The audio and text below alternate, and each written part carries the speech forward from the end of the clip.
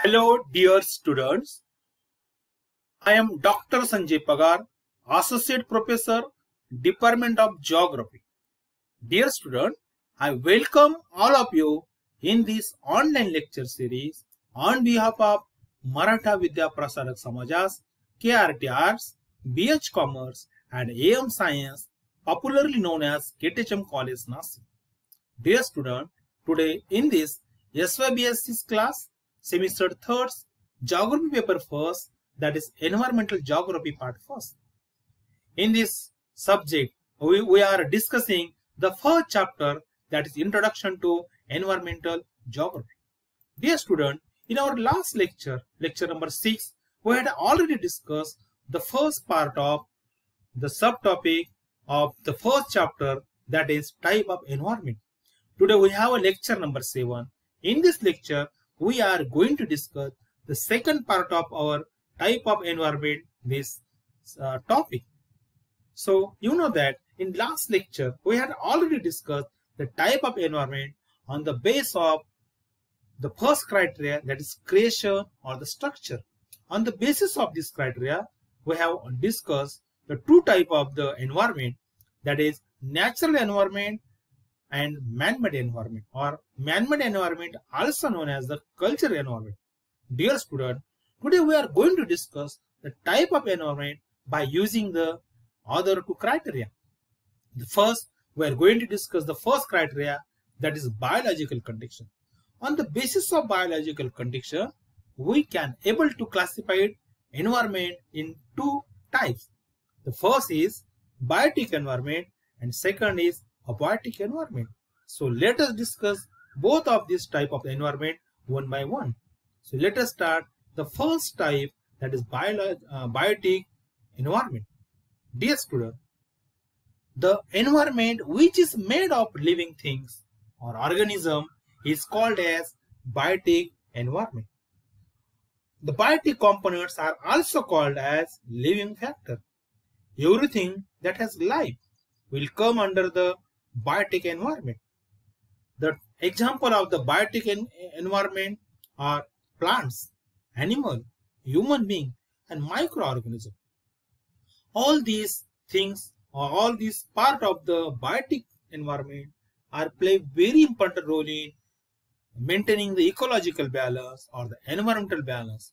Particularly the roles of plants, animals and microorganisms are very important in the functioning of the ecosystem. Therefore, it is a very important. We already, in our previous lecture, we had already discussed detail about the plants, animal and microorganism. So let us discuss the next subpoint of our subtype of the environment, that is abiotic environment. Abiotic environment means the environment which is made up of the non-living factor and do not show characteristics of the living organism are known as a abiotic factor or the abiotic environment. The example of abiotic environments are soil, mineral, mountains, ocean, rocks, winds, water and various gases. And in abiotic environment, we also include the inorganic substance such as potassium, sodium, carbon, nitrogen, hydrogen, and so many things. In this abiotic environment, we also include the material such as I just mentioned about the water, mineral, salts, and so many things.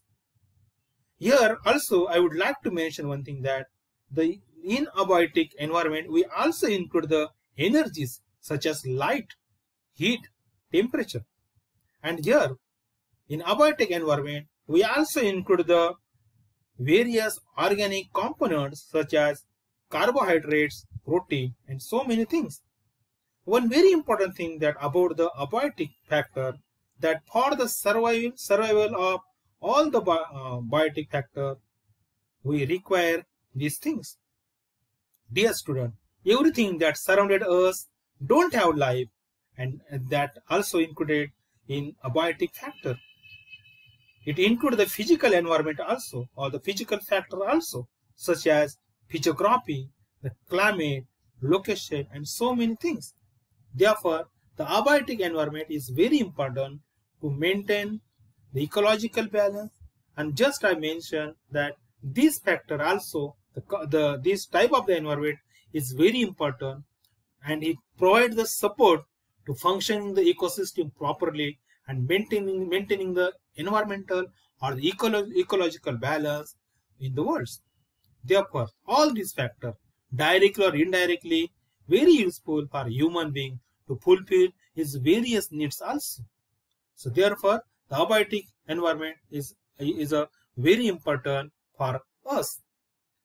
Then on the basis of another criteria, that is physical state, we can able to classify environment into three subtypes. That is, first is solid environment, second is liquid environment, and third is gaseous environment.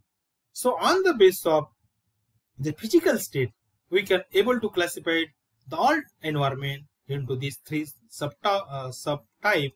That is, I repeat again, solid environment, liquid environment, and gaseous environment. So later discuss all these three types one by one. The first type, that is on the basis of the physical state, we classify the environment, and the first type is solid environment.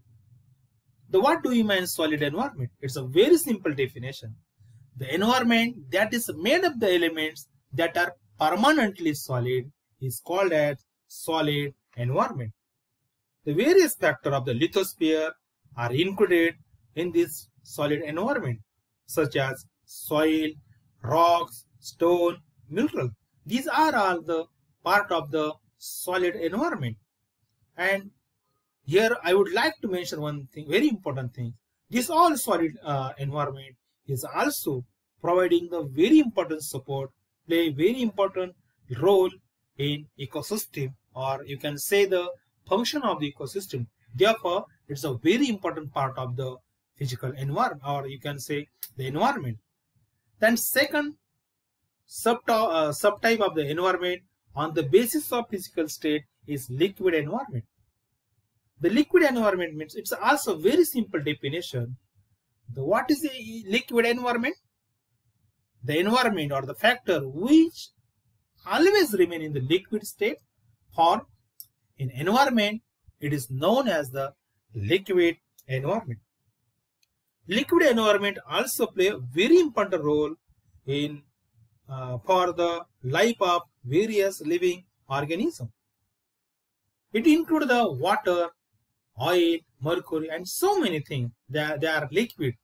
They remain in a liquid state. There are numbers of things are available on the Earth's surface that are the part of the liquid environment. So this liquid environment is also very important for human being. We already discussed in the last lecture that what is the importance of particularly water for us, for human being, not only for the human being, for the various living organisms that are living on the Earth's surface. Each and every living organism require the water. Without water, any life on the human being, on the biotic factor is not possible on the surface. It may be the plants, it may be birds, animal, microorganism. Every living thing require the water. So therefore, this is very important.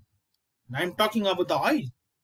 It may be the eating oil, or it may be the minerals oil like petrol, like diesel. These all oils play very important roles in human being. Particularly, I am talking about the mineral oil. The mineral oil is a part and parcel of our our daily lives. So without mineral oil, we're not able to transport anything from one place to another place. So many things, whatever we're using, the motor car, bike, or various modes of transportation, that each and every require this type of the mineral oil. Even the mineral oil is also used in various company or the industry. Therefore, it's very important. So therefore, the liquid environment, whatever that we included in the liquid environment, these all directly or indirectly very useful for the human being. And again, I repeating, for the function of the ecosystem or the maintaining the ecological or the environmental balance on the surface. Then we have a third part of environment, that is gaseous environment. The definition of gaseous environment is very simple again. The factor or the environment which always remain in the gaseous state for an environment is known as the gaseous environment. Dear student, this is also very important part of the environment. The gaseous environment include the various gases such as the hydrogen, nitrogen, then we have oxygen, helium, carbon dioxide, ozone. There are many things are included in gaseous environment. It is very important for functioning various natural cycle.